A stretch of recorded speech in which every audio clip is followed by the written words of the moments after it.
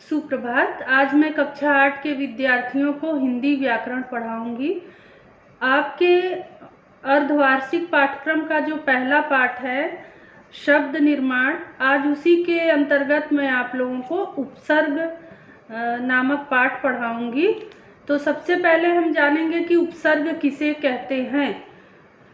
जो शब्दांश किसी शब्द के प्रारंभ में जुड़कर उसके अर्थ में विशेषता या परिवर्तन ला देते हैं उन्हें उपसर्ग कहा जाता है।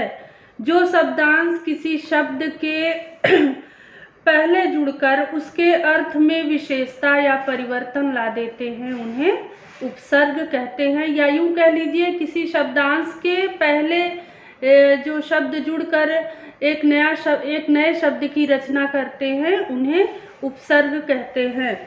उपसर्ग की मुख्य 3 विशेषताएं होती हैं। पहली है, उपसर्ग सदैव शब्द से आरंभ में जुड़ते हैं।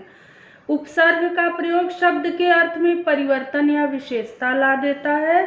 उपसर्ग शब्दांश होते हैं, इसलिए उनका प्रयोग स्वतंत्र रूप से नहीं किया जा सकता है।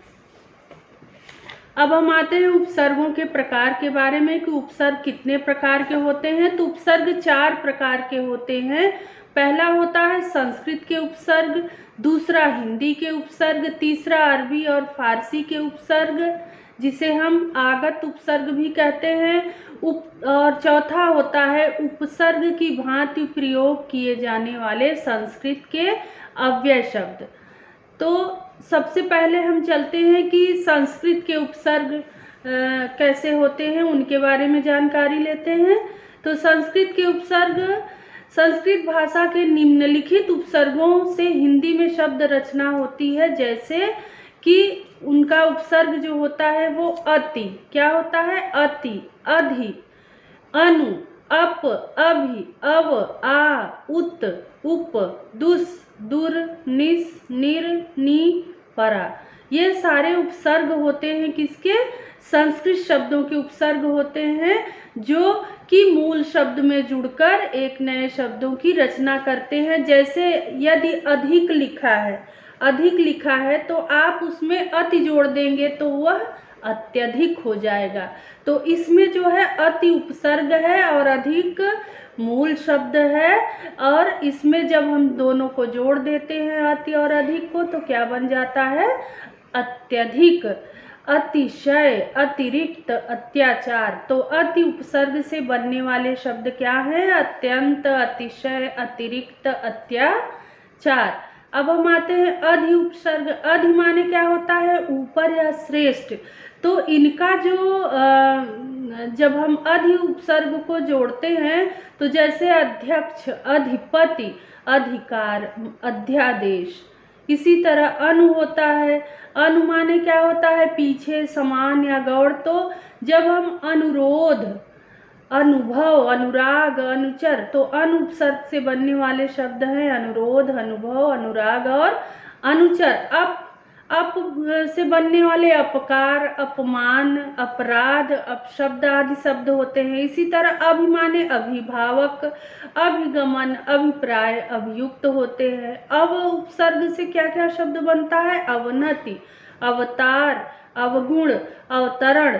इसी तरह आ उपसर्ग से आमरण, आजीवन, आगमन इत्यादि होता है। उत से उत्पत्ति, उद्गम, उद्गार, उद्धार, उत्कर्ष, उत्साह आदि बनता है। उप से उपस्थित, उपनाम, उपवन, उपहार, उपकार बनता है। दुस से दुस्साहस, दुश्चरित्र, दुशासन, दुष्प्रवृत्ति। दुर से दुर्दशा, दुर्गम, दुर्बल, दुराचार आदि बनता है। फिर निस उपसर्ग से क्या बनता है, निष्काम, निश्चय, निश्चल, निष्कपट। निर से क्या बनता है, निर्भय, निर्गुण, निर्दय, निराकार। फिर आता है नि उपसर्ग, इससे होता है नियम, निवास, निवारण, नियोग, निपात। फिर आता है परा। परा से क्या क्या बनता है, पराधीन, पराजय, परामर्श, पराक्रम इत्यादि। फिर आता है परि। परि माने होता है चारों ओर, परिपूर्ण, परिक्रमा, परिणाम, परिपक्व। फिर आता है प्र उपसर्ग। प्र माने होता है प्र उपसर्ग से बनने वाले शब्द होते हैं प्रगति, प्रदान, प्रबल, प्रताप, प्रचार। फिर आता है प्रति, प्रत्येक, प्रत्यक्ष, प्रतिदिन, प्रतिकूल आदि शब्द प्रति उपसर्ग से बनते हैं। फिर आता है वि, वि माने क्या होता है? विशेषता, अभाव, भिन्नता, जैसे विजय, विदेश, विपक्ष, विनय, वियोग। सम उपसर्ग से क्या बनता है? संगम, संयोग, संवाद, संपत्ति, संस्कार। सु उपसर्ग से सुपुत्र, सुबोध, सुलभ, सुकर्म, स्वागत। तत् उपसर्ग से बनने वाले शब्द हैं तत्पर, तत्काल, तदनुसार, तत्पश्चात। ये आपके संस्कृत के उपसर्ग होते हैं। अब हम चलते हैं हिंदी के प्रमुख उपसर्गों के बारे में जानकारी प्राप्त करते हैं। तो हिंदी के प्रमुख उपसर्ग क्या क्या हैं? सबसे पहले आप उपसर्ग देखेंगे अ उपसर्ग, ये हिंदी के हैं। अन उपसर्ग, अध उपसर्ग, उन उपसर्ग, औ, क, चौ, नि, दु, पर, बिन, भर, सु या स उपसर्ग। ये सारे हिंदी के उपसर्ग हैं। इनसे बनने वाले शब्द होते हैं, जैसे अ से कौन कौन सा बनेगा? अछूत, अचल, अलग, अमोल, अथाह। इसमें हम छूत में अ जोड़ देंगे तो अछूत हो जाएगा, चल में अ जोड़ेंगे तो अचल, है ना। इसी तरह सारे शब्दों में जब हम अ जोड़ देंगे तो वह एक नया शब्द बन जाता है। अन उपसर्ग से क्या बनता है? अनपढ़, अनबन, अनजान, अनहोनी, अनहित। अध उपसर्ग से अधजला, अधपका, अधखिला। उन उपसर्ग से 59, 29, 39, 49। औ उपसर्ग से अवघड़, अवघट, अवगुण, अवसर, अवढर। क से कपूत, कुढंग, कुचाल, कुबोल, कुजोग आदि। इसी तरह सारे जो हिंदी के अभी हमने उपसर्ग बताए हैं उनसे ये सारे शब्द बनते हैं। आप अपनी किताब में देखेंगे पेज नंबर 40 से लेके पेज नंबर 40 से लेके पेज नंबर 47 तक आपको उपसर्ग का विवरण दिया गया है, जिसमें से पेज नंबर 45 से लेके 46, 7 तक आपका एक्सरसाइज है, अभ्यास है। बाकी इसमें उपसर्गों के कितने भेद होते हैं, प्रकार होते हैं, हिंदी के उपसर्ग क्या होते हैं, संस्कृत के क्या होते हैं, अरबी फारसी के आगत वर्ण जिसको बोलते हैं उनके उपसर्ग क्या होते हैं, इनके बारे में जानकारी दी गई है। अब हम चलते हैं अरबी फारसी के उपसर्ग। अरबी फारसी के उपसर्ग जैसे कि होता है ऐन, कम, खुश, गैर, दर, ना, ब, बा, कर, बद, बे, बिला, ला, सर, हम, हर। तो ऐन शब्द से ऐन वक्त, ऐन मौका। कम से कम वक्त, काम चोर, अक्लमंद, कम अक्ल। खुश से खुशबू, खुशकिस्मत, खुशनुमा, खुशहाल। गैर से गैर जिम्मेदार, गैर सरकारी, गैर कानूनी। दर से दरअसल, दरमियान, दरकार, दरकिनार। ये सारे उर्दू शब्द हैं। ना से क्या बनता है? नाखुश, नावालिक, नावाकिफ, नालायक, नासमझ। ब से बखूबी, बगैर, बदौलत, बनाम, बस्तूर। बा से बालकम, बाइज्जत, बावजूद, बाकायदा, बाअदब। इसी तरह बद से बदबू, बदमिजाज, बदतमीज, बदनाम। बे से बेचारा, बेहोश, बेशक, बेचैन, बेदाग। ला से लापता, लापता, लाजवाब, लाचार, लावारिस आदि। सर से सरदार, सरताज, सरहद, सरपंच, सरकार।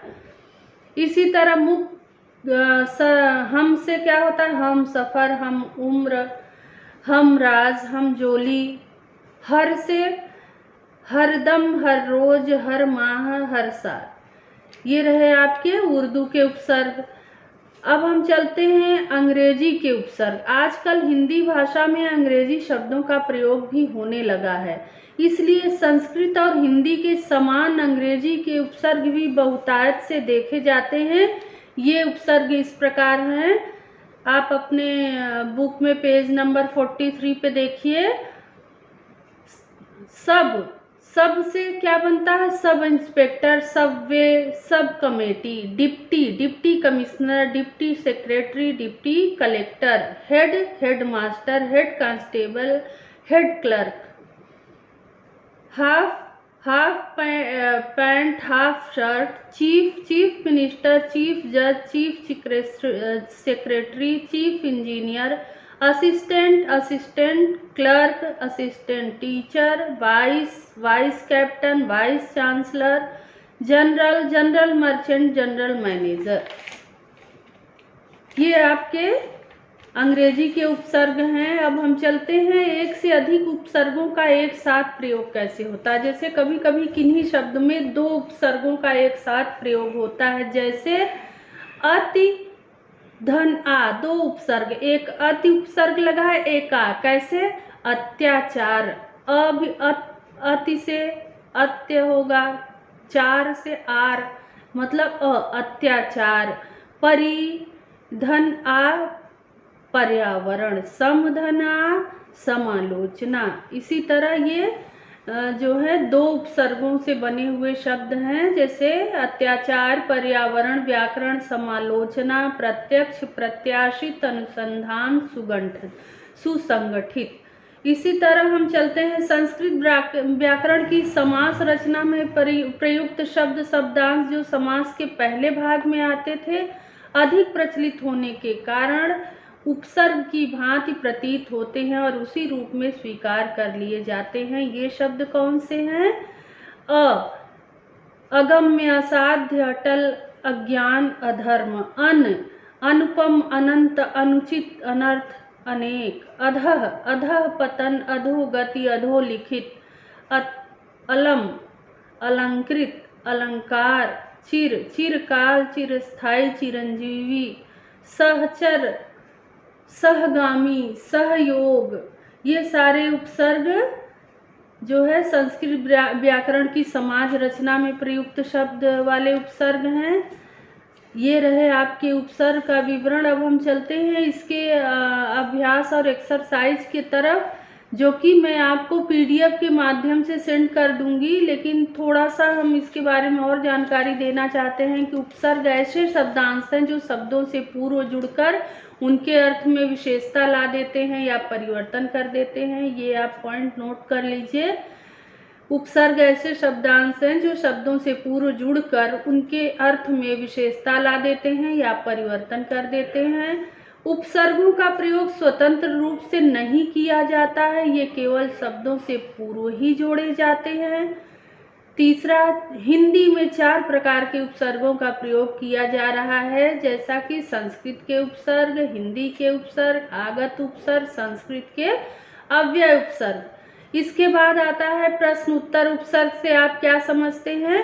तो इसका उत्तर जो है पेज नंबर 40 पे दिया गया है, उसमें मैंने लिख दिया है उत्तर नंबर 1।